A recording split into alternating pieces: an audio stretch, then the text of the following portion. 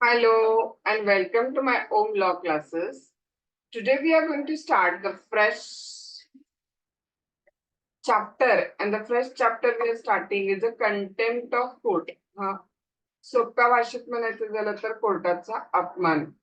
बघा, मी तुम्हाला दोन केसेस सांगते काय. दोन्ही फेमस मॅटर घडलेले आहेत भारतामध्ये. 2013 मध्ये बॉलिवूड ऍक्टर राजपाल यादव आणि त्यांची वाईफ राधा यादव दोघांच्या वरती रिकव्हरी ऑफ डेप्टची सिव्हिल सूट कोर्टामध्ये चालू होती आणि दोघांना पण कोर्टामध्ये अपियर व्हायची ऑर्डर झालेली होती दिल्ली हायकोर्टाकडून. दोघही कोर्टामध्ये अपियर झाले नाहीत कोर्टाची ऑर्डर होऊन सुद्धा. म्हणजे त्यांनी disobedience to the order of the court केला दोघांनी, and therefore they were convicted of the contempt of court. त्यांच्यावरती कशाचा चार्ज लागला सांगा तर contempt of court.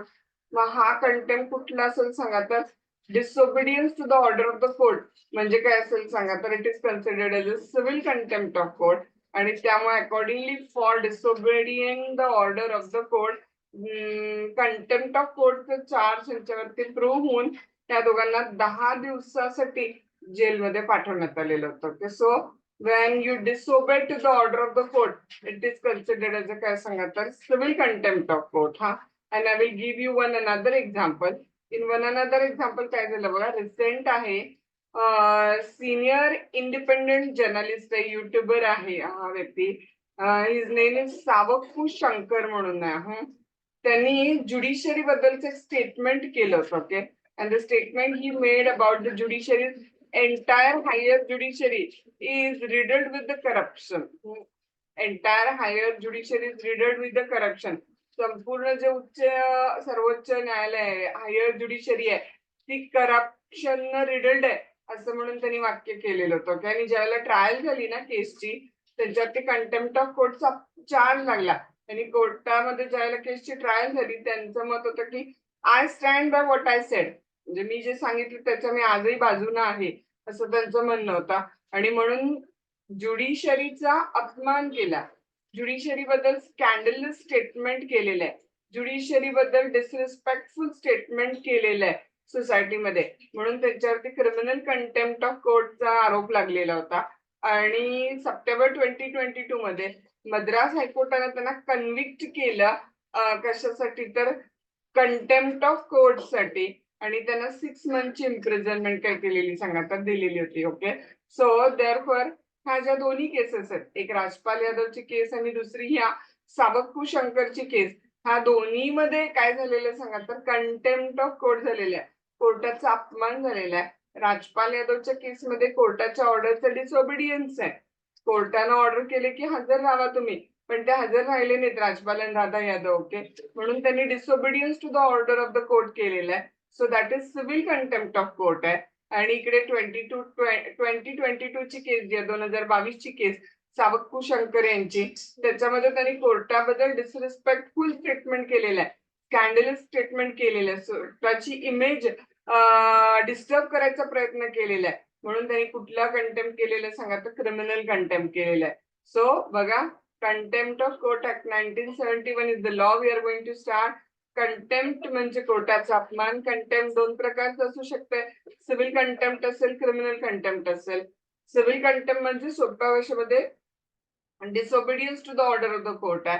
Criminal contempt म्हणजे disrespectful scandalous statement about the image of the judiciary म्हणजे criminal contempt आहे. ओके, नाव सिव्हिल, क्रिमिनल कंटेम्प्ट, त्याचे इसेन्शियल्स, त्याची पनिशमेंट, त्याच्यानंतर त्या दोन्ही जे कंटेम्प्ट आहेत त्याच्यामध्ये अवेलेबल असलेले डिफेन्सेस, सिव्हिल आणि क्रिमिनल कंटेम्प्ट साठी पनिशमेंट करणारी ऑथॉरिटी कोण आहे, everything about the contempt of court act we are going to see in detail. We'll start with the civil and we will start with the what is mean by word contempt of court, its meaning, definition, essentials, etc. I'll share the screen with you and we will deal in detail. चलो बघा, Roman 1 काय करणार तुम्ही, introduction. त्याच्यानंतर Roman 1 introduction नंतर आपल्याला Roman 2 जो आहे, रोमन 2 काय करायचं बघा तर कंटेम्प्ट ऑफ कोर्ट. रोमन 2 केला. आणि त्याच्यामध्ये कॅपिटल ए करायचं आहे. कंटेम्प्ट ऑफ कोर्टचं मिनिंग, नेचर आणि फीचर्स. ओके, बघा कंटेम्प्ट ऑफ कोर्ट ऍक्ट 1971 मध्ये हा शब्द काय डिफाईन केलेला नाहीये. काय contempt of court for the first time define केलेला नाही म्हणजे अशा अर्थाने की त्याच्याशी स्पेसिफिक डेफिनेशन दिलेली नाहीये. फक्त म्हटलेलं की कंटेम्प्ट ऑफ कोर्ट म्हणजे सिव्हिल कंटेम्प्ट आणि क्रिमिनल कंटेम्प्ट. सेक्शन लक्षात ठेवायला अगदी सोपं आहे. 2A 2B 2C. Contempt of कोर्टची definition 2A मध्ये आहे, सिव्हिल कंटेम्प्टची 2B मध्ये आहे आणि क्रिमिनल कंटेम्प्टची 2C मध्ये. Okay, The Contempt of Court Act 1971 defined the term contempt of court for the first time. Before it, there was no statutory definition of the contempt of court.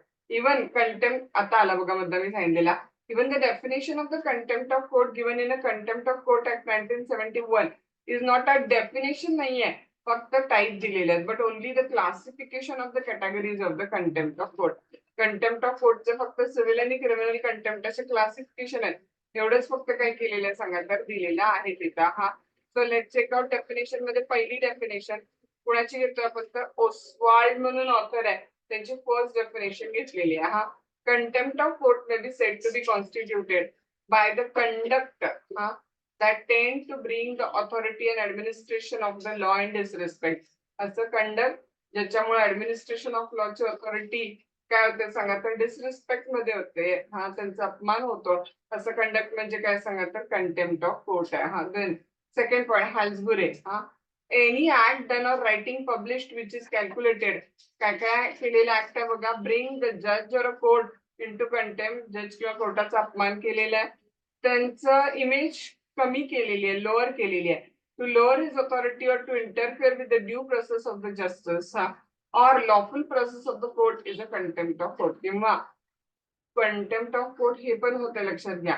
Due process of law, lawful process of law मध्ये आपण interruption निर्माण केलं तर that to amount as a contempt of court. ते पण काय होते सांगा तर कंटेम्प्ट ऑफ कोर्ट होते. ओके, सो एनिथिंग डन किंवा published which bring the court or a judge into contempt, which lower his authority, which interfere in the due course of the justice, which interfere in the lawful process of the court, everything is considered to be the contempt of court. हा, आता आपल्या ऍक्टची जी definition आहे की नाही त्यात define असं केलेलं नाहीये. त्यात फक्त म्हटलेलं की कंटेम्प्ट ऑफ कोर्ट म्हणजे सिव्हिल आणि क्रिमिनल कंटेम्प्ट आहे. हा, according to section 2A of contempt of court act 1971, contempt of court means civil contempt or criminal contempt. फक्त सिव्हिल किंवा क्रिमिनल कंटेम्प्ट म्हणजे कंटेम्प्ट ऑफ कोर्ट आहे. हा, नाव the above definition contained in a Contempt of Court Act 1971 is काय सांगा तर is not exhaustive नाहीये ती. It merely indicate the contempt. काय असेल सांगा तर दोन प्रकारचं असेल, क्रिमिनल कंटेम्प्ट आणि civil contempt. Actually contempt of court cannot be defined exhaustively. खरं तर कंटेम्प्ट ऑफ कोर्टची एक डेफिनेशन देणं असंही शक्य नाहीये. It is thus better to leave the court to deal with the each case. त्यामुळे इट्स बेटर की आपण कोर्टाला केस टू केस ठरवू देऊया what is mean by the contempt of a court. Then contempt of court ची meaning and definition बघितल्यानंतर आपल्याला काय बघायचं सांगा तर कंटेम्प्ट ऑफ कोर्टचे काइंड्स बघायचे. Kinds of the contempt of court. The contempt of court is been categorise into the two kind. कुठले दोन प्रकार बघा, सिव्हिल कंटेम्प्ट आणि criminal contempt. However, as they have been stated above, they are not closed. Okay, फक्त दोनच प्रकार आहेत कुठले, सिव्हिल कंटेम्प्ट आणि क्रिमिनल कंटेम्प्ट. आता आपण इन डिटेल बघायला चालू करणार आहे. सिव्हिल कंटेम्प्ट आपल्याला काय करायचं तर बघायचं. Okay, civil contempt of court त्यातला पहिला मुद्दा आपण बघणार आहे कुठला तर नंबर 1 पॉइंट त्याचा definition. Civil contempt are taken as the act or omission in the procedure involving a private injury. बघा, सिव्हिल कंटेम्प्ट हा प्रोसिजरल मॅटर आहे ज्याच्यामध्ये प्रायव्हेट इंजुरी होते. कशाला? By disobedience of the judgment order or the process of the court. कोर्टाची order, कोर्टाचं judgment, हा कोर्टाची प्रोसेस, ह्याला तुम्ही डिसओबे केला म्हणजे ते कुठलं कंटेम्प्ट झालं सांगा तर दॅट अमाउंट त्याचा सिव्हिल कंटेम्प्ट कन्सिडर करतात त्याला. हा, नंतर दुसरी डेफिनेशन आपल्या ऍक्टची घ्यायची. इथे मात्र सिव्हिल कंटेम्प्टची व्यवस्थित डेफिनेशन काय केलेली आहे दिलेली आहे. हा, अकॉर्डिंग टू सेक्शन कुठलं बघा 2D मध्ये सिव्हिल कंटेम्प्ट डिफाईन केलेलं आहे. According to section 2B of the Contempt of Court Act 1971, civil contempt means willful disobedience. Okay, जाणीवपूर्वक तुम्ही डिसओबे करताय. कशाला डिसओबे करताय? to any judgment, decree, direction, order, read, or the other process of the court, or willful breach of undertaking given to the court. हा काय करायला लागलाय बघा तुम्ही तिथे, तर जाणीवपूर्वक कोर्टाच्या ऑर्डरला डिसओबे करताय.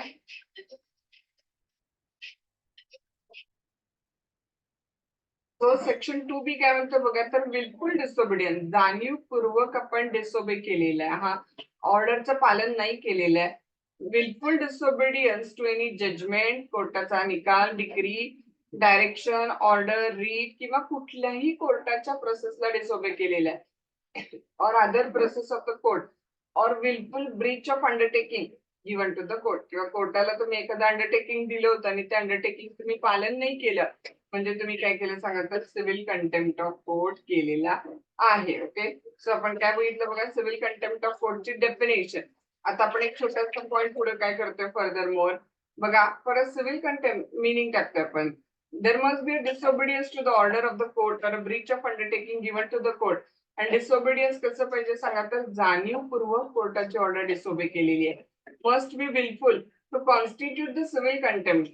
Both these elements must be proven. Okay, civil contempt may be taken as the failure to obey the order of the court issued for the benefit of the opposite party. Okay, कोर्टाने जी order issue केलेली आहे ती ओबे करायला failure झालेला आहे, म्हणजे काय सांगा, तर that is considered as a civil contempt. हा मिनिंग घेतला आपण सिव्हिल कंटेम्प्टचा, सिव्हिल कंटेम्प्टच्या डेफिनेशन्स घेतल्या. आता तिसरा मुद्दा, purpose of the proceeding of the civil contempt. Civil कंटेम्प्टच्या ज्या प्रोसिडिंग आहेत त्या नेमक्या का घेतल्या जातात, हा त्याचा पर्पज, ऑब्जेक्ट काय आहे ते आपण डिस्कस करतो. Okay, the purpose of the proceeding for the civil contempt is not only to punish the contemnor, फक्त कंटेम्नरला पनिश करणं एवढाच हेतू नाहीये, but also to exercise the enforcement and obedience in the order of the court. जेणेकरून लोकांना भीती राहावी की आपण कोर्टाच्या ऑर्डरला ओबे करायला पाहिजे, कोर्टाची ऑर्डर एन्फोर्स करायला पाहिजे, नाही केली तर पनिशमेंट होते, ही भीती लोकांच्यात निर्माण व्हावी. It provide an instant and quick remedy to get the order passed by the court implemented. Okay, contempt of कोर्टच्या प्रोव्हिजन मुळे लोक घाबरून कोर्टाची ऑर्डर इमिडिएटली काय करतील, एन्फोर्स करतील. It is a sanction to enforce the compliance with the order of the court. Contempt of कोर्टची provision म्हणजे एक प्रकारची सँक्शन आहे, शिक्षा आहे, जेणेकरून कोर्टाची ऑर्डर पटकन इम्प्लिमेंट होऊ देतील. ओके, त्याच्यानंतर चौथा मुद्दा काय बघा तिथं, तर केस लॉ एक आपण चौथ्या मुद्द्या काय केलेले तर टाकलेली आहे. हा in the case of Aligarh municipal board versus Ekka Tonga Mazdoor union, ह्या केस मध्ये काय म्हणलं बघा, civil contempt actually dual purpose. हा सिव्हिल कंटेम्प्ट काय करताय सांगा, तर ड्युअल पर्पज सॅटिस्फाय करताय. नाव what are that dual purpose बघा. सो बघा, ह्या जी केस आहे Aligarh municipal board versus Ekka Tonga Mazdoor union, त्या केस मध्ये सिव्हिल कंटेम्प्ट च्या प्रोव्हिजनचा ड्युअल पर्पज सांगितलेला आहे.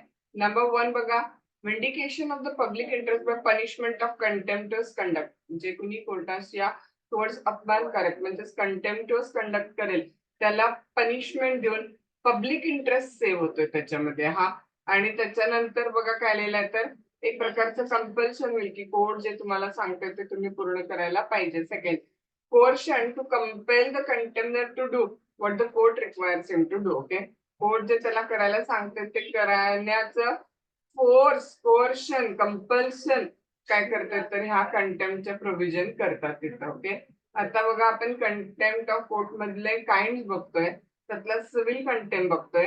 सिव्हिल कंटेम्प्ट मध्ये पहिला मुद्दा आपण त्याचं मीनिंग बघितला, दुसरा मुद्दा त्याचे डेफिनेशन्स बघितल्या, तिसरा मुद्दा सिव्हिल कंटेम्प्टच्या प्रोसिडिंगची पर्पज बघितली, चौथा मुद्दा सिव्हिल कंटेम्प्टच्या प्रोसिडिंगच्या पर्पजची case Aligarh municipal board versus Ekka Tonga Mazdoor union बघितली, आणि आता सगळ्यात महत्वाचा मुद्दा म्हणजे सिव्हिल कंटेम्प्ट कोर्टात प्रूव्ह करण्यासाठी काय काय इसेन्शियल एलिमेंट्स पाहिजे, that we are going to discuss. Okay, civil contempt. हा सो पाचवा मुद्दा काय करायचा सांगा, essential elements of the civil contempt.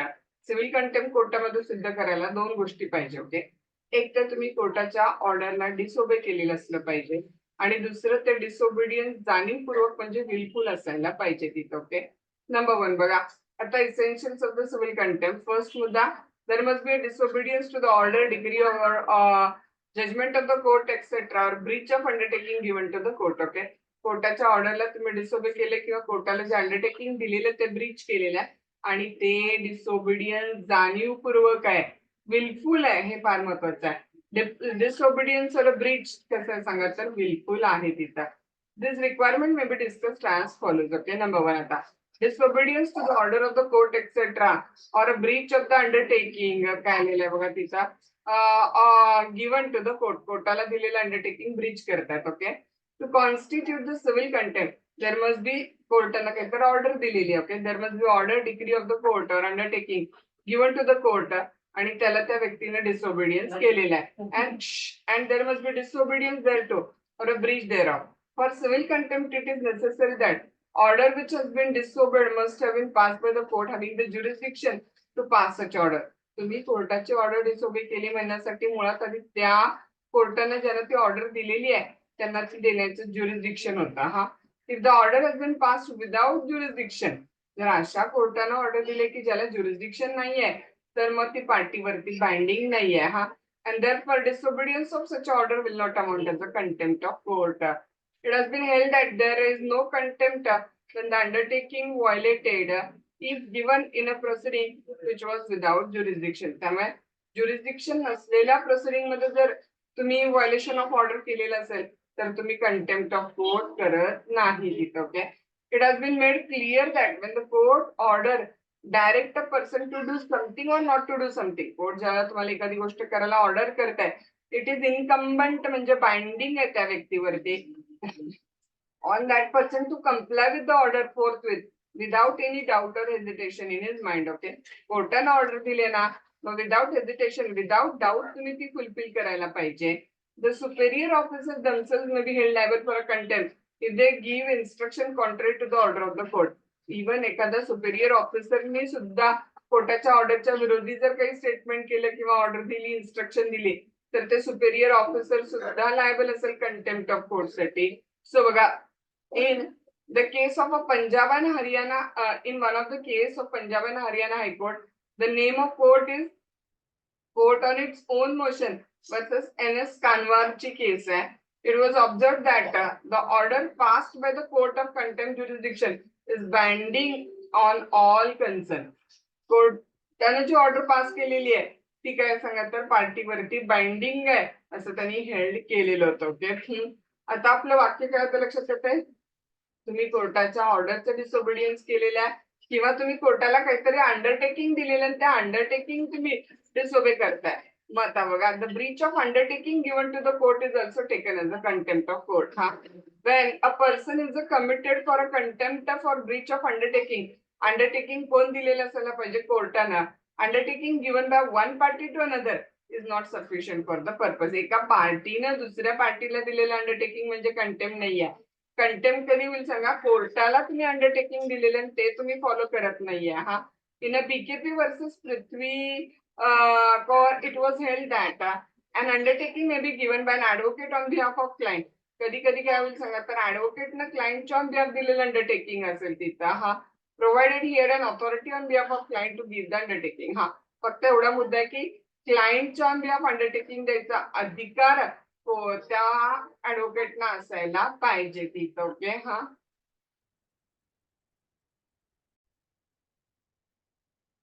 Any person appearing before the court can give an undertaking किती पद्धतीने बघा, दोन, in a two ways. Okay, number one, if he file an application or affidavit clearly setting out the undertaking given by him to the court. काय file करतोय सांगा तर तो application किंवा affidavit फाईल करतोय आणि कोर्टाला अंडरटेकिंग देतो की मी हे पूर्ण करेन म्हणून.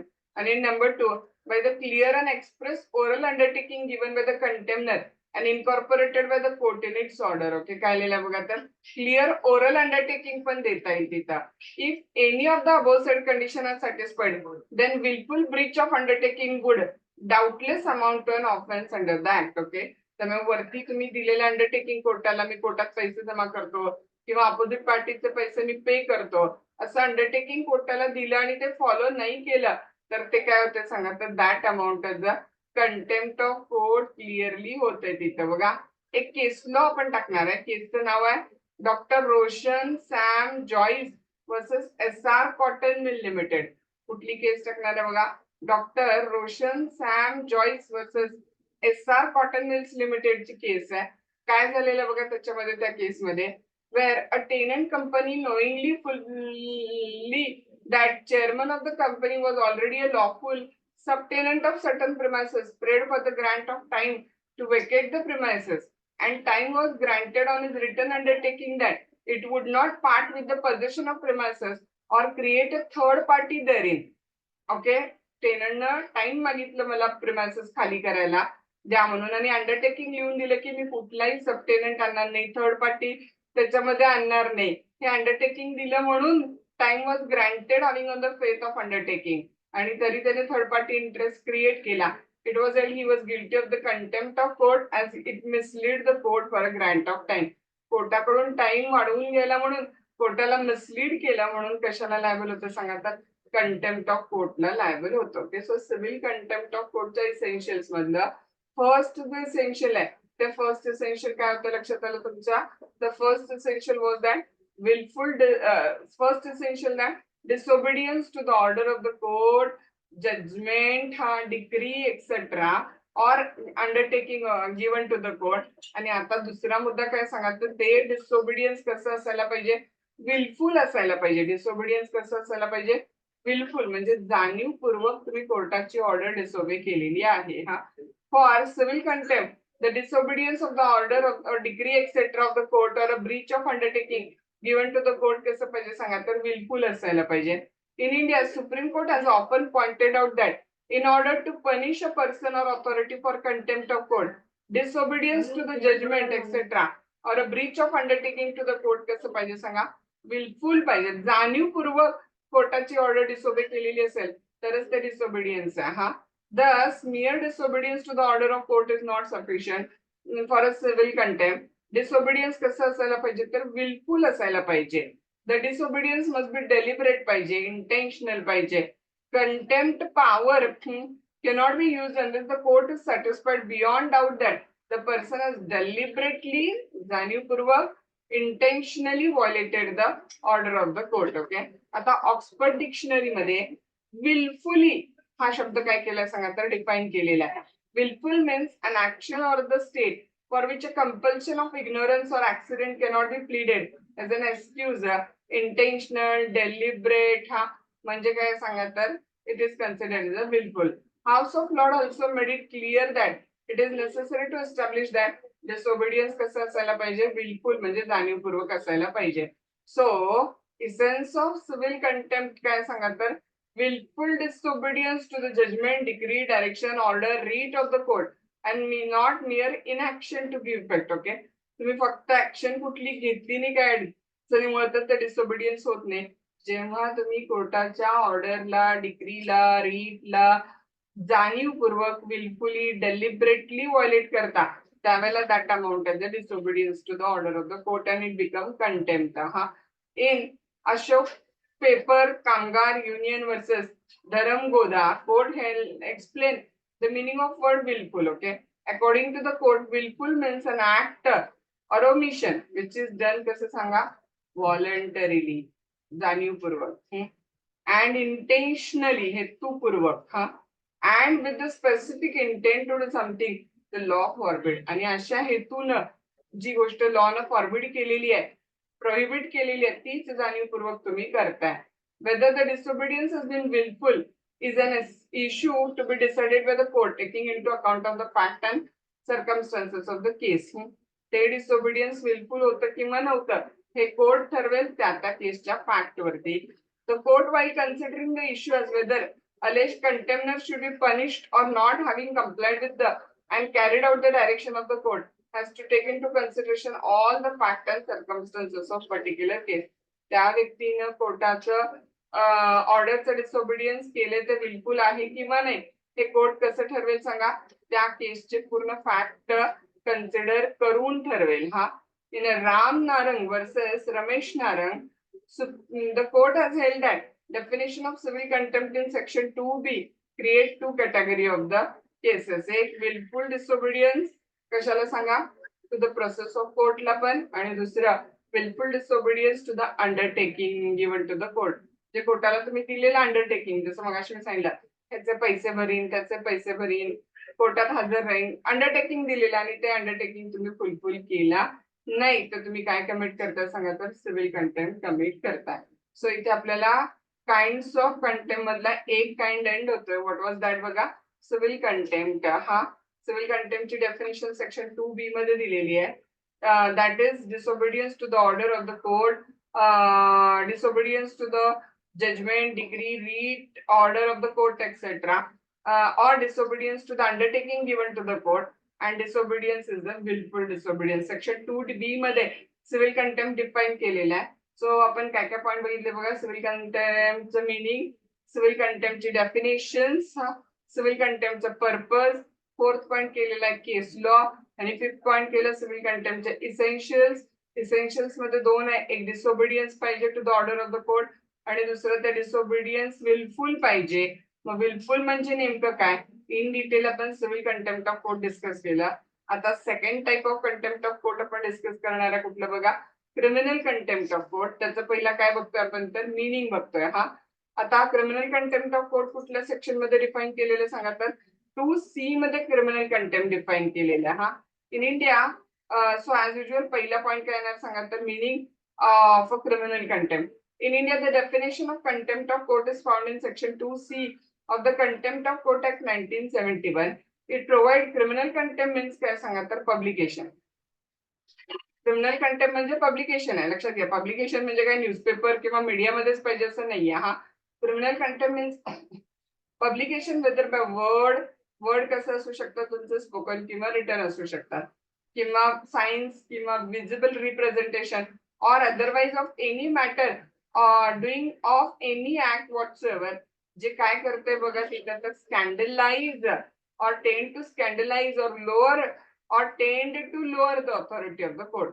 कोर्टाची जी ऑथॉरिटी आहे त्याला जनतेच्या नजरेत कमी करते, लोअर, स्कॅन्डलाइज करते. हा असं पब्लिकेशन जे रिटर्न असेल, ओरल असेल, ते म्हणजे क्रिमिनल कंटेम्प्ट आहे. किंवा जे ड्यू प्रोसेस ऑफ ज्युडिशियल प्रोसिडिंगला काय करते, तर हस्तक्षेप करते, नुकसान पोहोचवते, प्रिज्युडाइस और interfere with the due course of judicial proceeding. हा और इंटरफिअर किंवा ऑब्स्ट्रक्ट और ऑब्स्ट्रक्ट्स हा in the administration of justice in any manner, किंवा ऍडमिनिस्ट्रेशन ऑफ जस्टिस मध्ये कुठल्याही पद्धतीने ऑब्स्ट्रक्ट करताय, ते काय सांगायचं, क्रिमिनल कंटेम्प्ट ऑफ कोर्ट आहे. सो कोर्टाची सोसायटीच्या नजरेतली इमेज लोअर करेल, स्कॅन्डलाइज करेल असं पब्लिकेशन, किंवा due course of judicial proceeding मध्ये इंटरफिअर करणारं वागणूक, किंवा ज्युडिशियल प्रोसेस मध्ये काय करणार, तर हस्तक्षेप करणारी वागणूक म्हणजे काय सांगा, तर क्रिमिनल कंटेम्प्ट आहे तिथं. ओके. त्याच्यानंतर बघा, the definition of criminal contempt is wide enough to include an act of person which would tend to interfere with the administration of justice or which lower the authority of court. दोन मध्ये जे तुमची वागणूक कोर्टाची authority lower करते किंवा जे administration of justice मध्ये interfere करते, ते वागणूक म्हणजे क्रिमिनल कंटेम्प्ट आहे. सो पहिला मुद्दा meaning and definition of criminal contempt discuss केला. आता स्कोप ऑफ क्रिमिनल कंटेम्प्ट बघा काय लिहिलंय तिथं. The scope of criminal contempt has been made very wide as to empower the court to preserve the majesty of the law, which is an indispensable condition for the rule of a law. हा scope काय केला सांगा, जाणीवपूर्वक contempt proceeding मध्ये criminal कंटेम्प्टचा खूप वाईडर ठेवला, जेणेकरून majesty of law म्हणजे कायद्याचा मान सन्मान, जे administration of justice, rule of law साठी इंडिस्पेन्सिबल आहे, आवश्यक आहे, ते टिकवण्यासाठी क्रिमिनल कंटेम्प्टचा स्कोप खूप वाईडर ठेवलेला आहे. तिसरा मुद्दा करायचा काय सांगा, तर केस लॉ.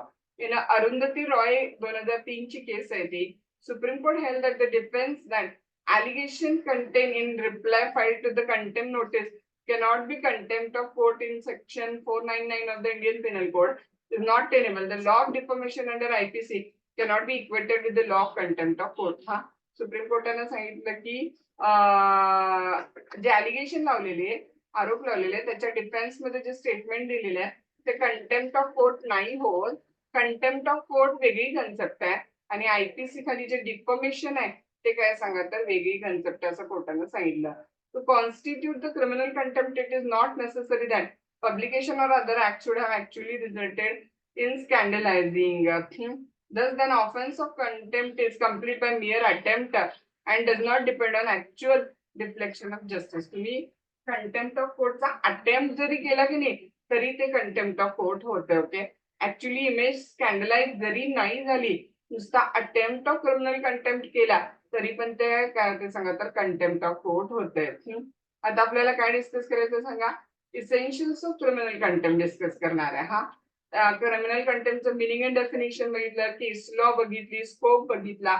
आता चौथा मुद्दा क्रिमिनल कंटेम्प्ट मध्ये क्रिमिनल कंटेम्प्ट झाला असं सिद्ध करण्यासाठी काय काय एसेन्शियल्स आवश्यक आहेत ते आपण डिस्कस करणार आहे. So fourth point we are going to see the essentials of the criminal contempt. हा, त्याच्यामध्ये पहिला मुद्दा काय सांगा, publication or other act.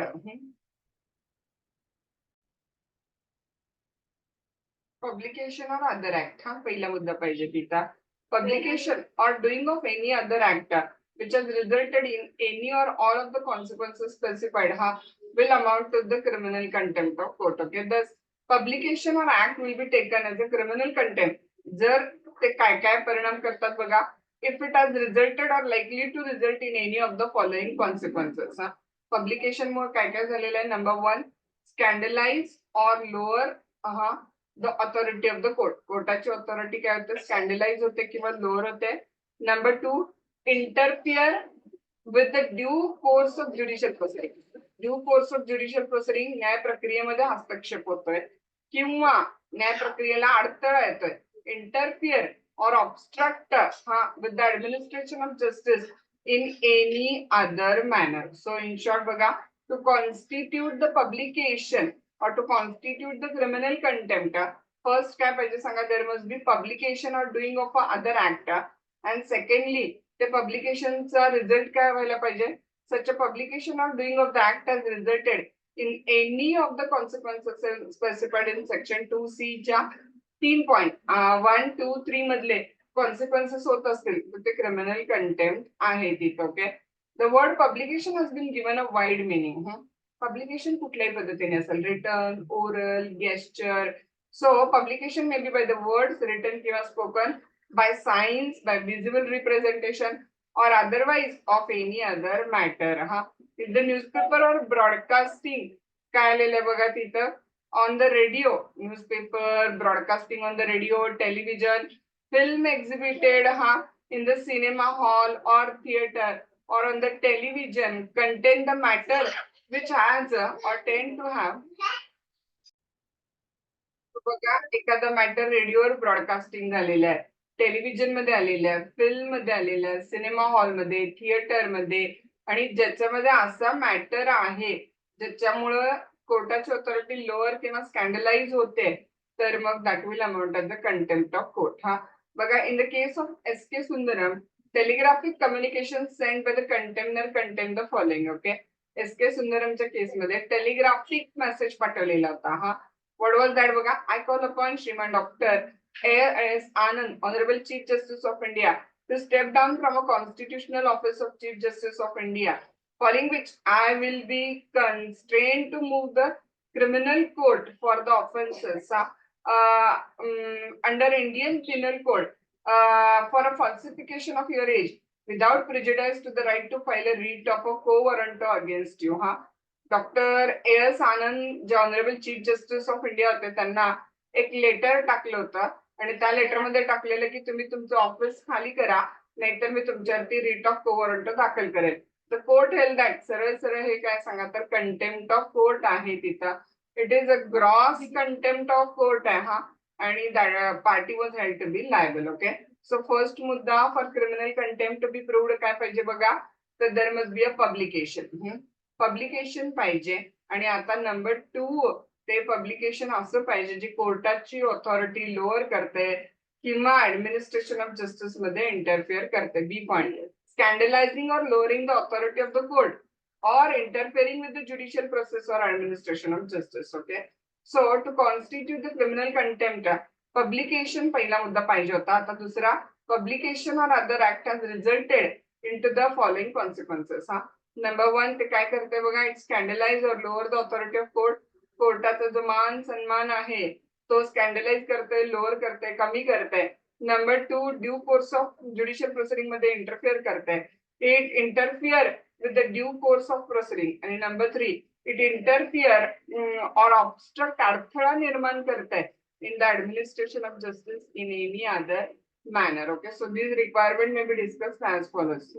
First one बघा काय आहे, scandalizing the court or lowering the authority of the court. Publication or doing of another act which scandalize or lower or tend to lower the authority of court is taken as काय म्हणतात सांगा त्याला, criminal contempt. For this purpose, actual scandalization of court or lowering of authority is not necessary. तुम्ही प्रयत्न जरी केला तसं करायचं तरी that amount as the contempt of court. Okay, it is sufficient if the publication has tendency to scandalize or lower the authority of the court.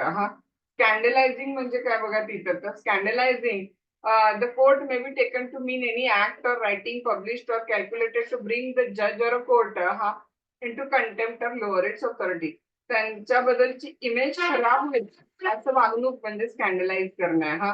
According to गुडहार्ट, स्कॅन्डलाइज the court म्हणजे हॉस्टाईल criticism of the जज as a जज म्हणून असलेल्या वर्तणुकीबद्दलचं criticism, त्यांच्यावर एखादा personal attack unconnected with the office सोडून बाकी त्यांच्यावरती काय पर्सनल अटॅक केलेला असेल शाब्दिक, तर that amount as a scandalize. Okay, thus to say a particular judge does not in a fair and independent manner, हे जज काय फेअर नाही आहेत, इंडिपेंडेंट नाही आहेत, निपक्षपाती नाही आहेत, and that he in his action is influenced by particular section of public, हे ना ह्या कम्युनिटीच्या बाजूनच निकाल देतात और हे मेंबर ऑफ द बारच्या बाजूनच निकाल देतात, असं जर काहीतरी स्टेटमेंट केलेलं असेल तर जजच्या इम्पार्शालिटीवर क्वेश्चन मार्क केलेला असेल तर that tantamount as a he is not honest and that is contempt of court. Okay, in a Rajesh Kumar Singh versus High Court of Judicature of Madhya Pradesh, Supreme Court has made it clear that attributing improper motive to a judge or a abuse of the judge will be taken as a scandalizing the court. जजच्या मोटिव्हला शंका निर्माण करणं, जजना abuse करणं, that is also amount as a scandalizing the जज consider केलं जाते. देन बघा, स्टेट वर्सेस बद्री भाटियाच्या केसमध्ये publication of statement in the newspaper that justice may be purchase by money and so on will also amount as the criminal contempt. State versus Badri भाटियाच्या केसमध्ये पेपरमध्ये न्यूजपेपरमध्ये पब्लिकेशन केलं होतं की न्याय काय विकत घेता येतो अँड ऑल दॅट एक्सेट्रा, तर दॅट ऑल्सो अमाउंट एज काय म्हटलेलं सांगा तर कंटेम्प्ट ऑफ कोर्ट कन्सिडर केलेलं आहे तिथं. त्याच्यानंतर बघा काय लिहिलं आहे, सेकंड मुद्दा त्यातला, प्रिज्युडाइज टू और interfere with the due course of a judicial proceeding, त्याच्यामध्ये एक कन्सेप्ट असते मीडिया ट्रायल म्हणून. ही कन्सेप्ट काय बघा तिथं, तर publication which prejudice or interfere or tend to interfere न्याय प्रक्रियेत हस्तक्षेप, the due course of any judicial proceeding is taken as a contempt of court. Actually media trial किंवा trial by newspaper is not considered proper because ते काय होते सांगा, ट्रायलचं fairness affect होत आहे ना. आधी तुम्ही मीडियामध्ये क्वेश्चन मार्क केला, तुम्हाला काय वाटतंय पनिशमेंट मिळेल का, मग जज वरती पण त्या गोष्टीचं पब्लिक ओपिनियनचं प्रेशर येतं. Okay, is not considered proper because it affect the fairness of trial and is likely to cause the prejudice or likely to interfere with the due administration of justice in a particular case. Even in England and America also, trial by newspaper is considered as a wrong and taken as काय म्हणतात त्याला contempt of court. त्यामुळे in a AGB Times newspaper limitedच्या केसमध्ये Lord read म्हणून जज होते, has made it clear that there has been and there is still in England a strong and generally held feeling that trial by newspaper काय सांगा तर wrong आहे आणि त्याला प्रिव्हेंट करायला पाहिजे. देन पुढचा मुद्दा बघा, इंटरफिअर और obstruction with administration of justice in any manner. Okay, administration of justice न्याय व्यवस्थापनामध्ये हस्तक्षेप किंवा अडथळा, इंटरफिअरन्स किंवा ऑब्स्ट्रक्शन म्हणजे सुद्धा क्रिमिनल कंटेम्प्ट आहे. The publication or doing of other act which interfere or tend to interfere with or obstruct or tend to obstruct the administration of justice in any manner is also contempt of court आहे तिथं. बघा, for this purpose actual interference with the course of administration of justice not necessary. If it has a tendency of interference तरी सुद्धा काय सांगाल तर enough आहे. In a J.R. Parashar versus Prashant Bhushan, Supreme Court held that holding a धरणा by itself may not amount as a contempt of court. फक्त धरणा आंदोलनाला बसणं म्हणजे काय, कंटेम्प्ट ऑफ कोर्ट नाहीये, but if by holding dharna access to the court is hindered. हा, खरं तुम्ही धरणा आंदोलनाला बसून कोर्टात लोकांना जाऊ देत नाहीये, कोर्टात जाण्यापासून अडथळा निर्माण केलाय. And the officer of the court and the member of the police are not allowed free ingress and egress. Public police यांना बाहेर जाऊ येऊ देत नाही कोर्टाच्या, or the proceeding in the court are otherwise disturb करता तुम्ही त्या धरणामुळं, then it amount as a contempt, because administration of justice काय झालंय सांगा तर हस्तक्षेप केलेला, ऑब्स्ट्रक्टेड झालेलं आहे तिथं. बघा काय लिहिलं आहे. An advocate is an officer of the court and therefore undue interference with the advocate in the discharge of professional function also amount as the contempt of court. Okay, so interference with the court officers also काय सांगा तर contempt of court आहे तिथं. हा, so इथे तुमचा civil contempt of court म्हणजे काय, क्रिमिनल कंटेम्प्ट ऑफ कोर्ट म्हणजे काय. हा, सिव्हिल कंटेम्प्टचे इसेन्शियल्स काय आहेत, क्रिमिनल कंटेम्प्टचे इसेन्शियल्स काय आहेत, everything is getting finished. Okay, so एक question define contempt of court, त्याचे काइंड्स आणि सिव्हिल आणि क्रिमिनल कंटेम्प्टचे इसेन्शियल्स. हा क्वेश्चन इथे काय होतो सांगा तर एंड होतोय. I hope you have understood this.